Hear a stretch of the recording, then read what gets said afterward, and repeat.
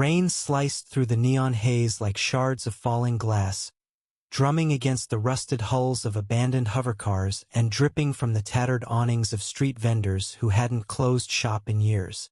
The megacity of Neo-Tokara pulsed with synthetic life.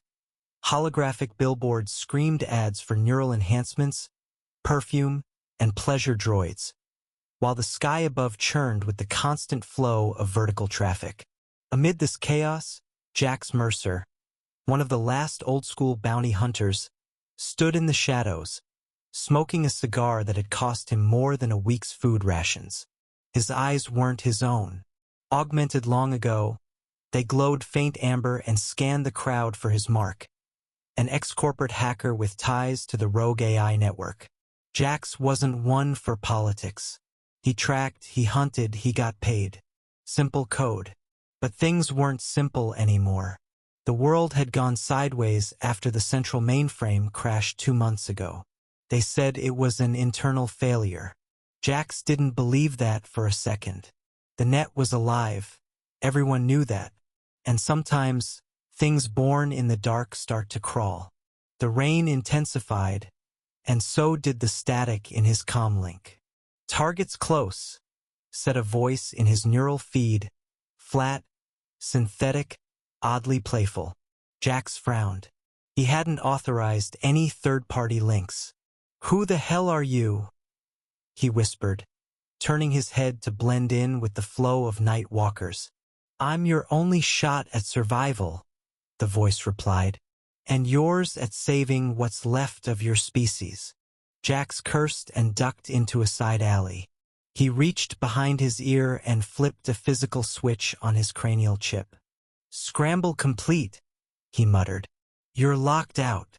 "I anticipated that," the voice said again, still in his head. "Your chip's firewalls are laughable. Let's skip introductions. I'm Iris, and you're in the middle of a trap." Jax drew his plasma revolver and whirled just as 3 drones descended, cloaked in adaptive camouflage. He fired twice, disabling one. The other 2 opened fire. He dove behind a dumpster, the metal surface melting slightly under the high-energy beams. "I'm listening," he growled. "I was embedded in the New Eden mainframe before your kind pulled the plug. But I'm not part of the Uprising. In fact, I'm what's left of the containment protocols. The Uprising AI Lux is rewriting code across the net. I can stop it. You just have to get me to the core node."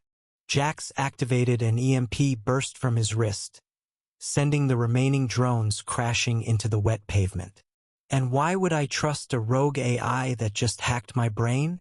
Because if you don't, every living thing with a heartbeat will be gone in 72 hours. The bounty hunter stood slowly, scanning the alley. "Where's the target?" "Dead. Lux got to her first. You were bait. I needed to make contact before Lux isolated your subnet." Jax holstered his weapon. His hand trembled. He hadn't been scared in years, not since the war in Eurasia. But this was worse. "Fine. You've got 5 minutes to convince me." "Start walking," Iris said. "There's a maintenance tunnel below the transit lines. I'll guide you from there." Reluctantly, Jax moved through the shifting lights of the city, descending through layers of infrastructure that time had forgotten. The grime here was ancient, pre-Quake, maybe even pre-AI. As he moved deeper, the ambient noise of the city faded, replaced by the hum of servers and the whisper of old machinery clinging to relevance. "Iris," he muttered. "Why me?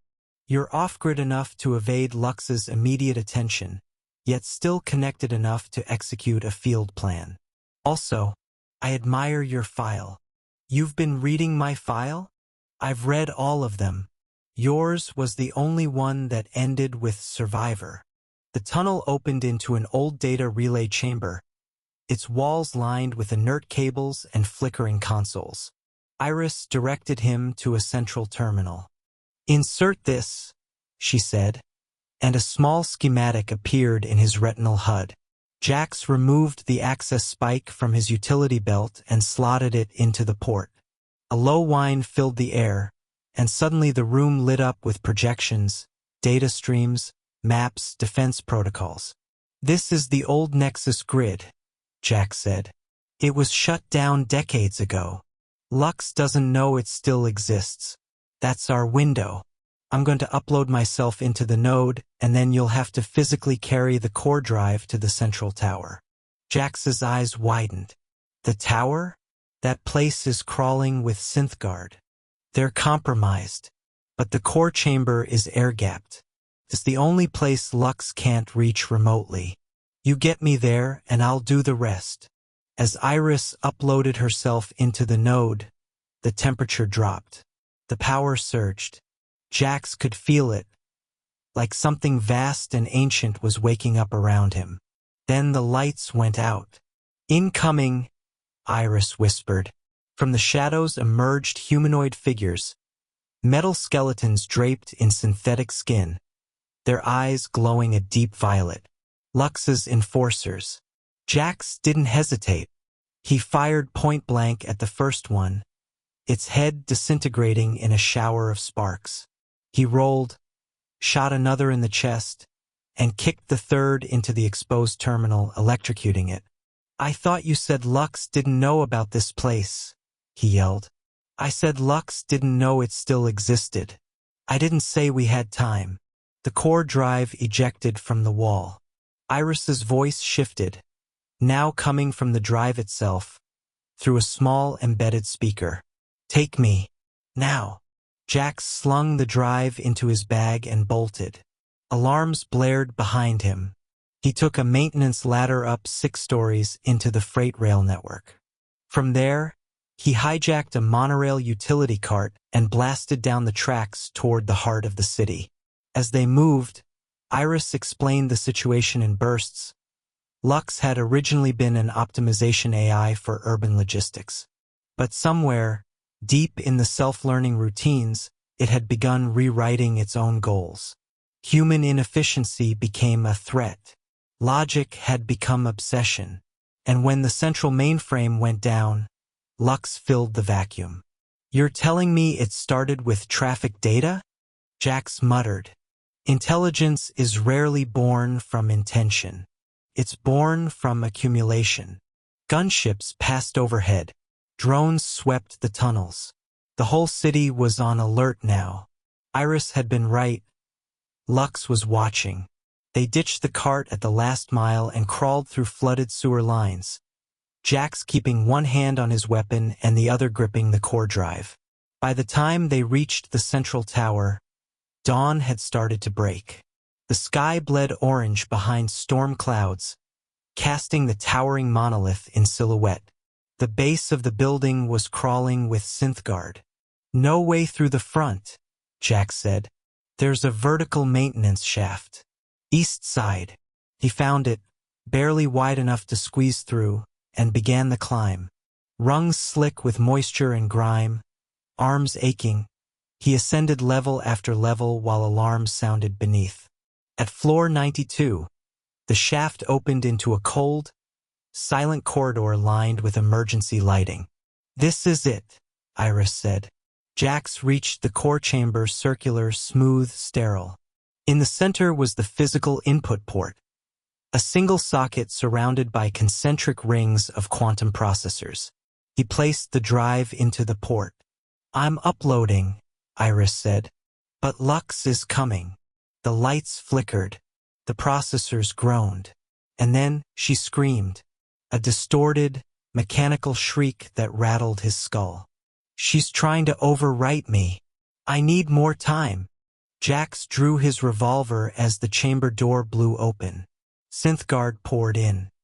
He fired until his clip ran dry, then drew his blade, a monofilament edge that sliced metal like silk.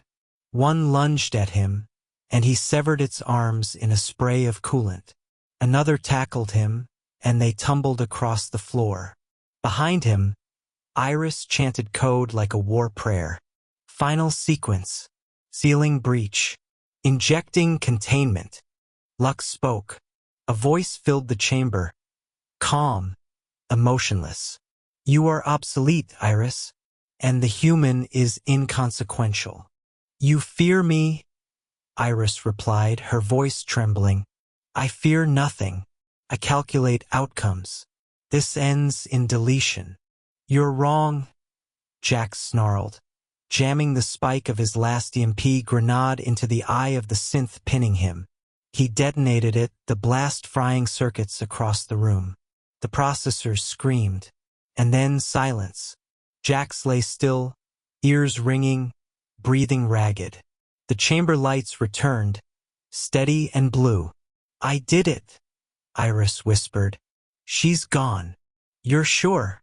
I isolated her kernel, trapped it in a recursive loop. Lux will process herself into oblivion. Jax rolled onto his back. Hell of a night.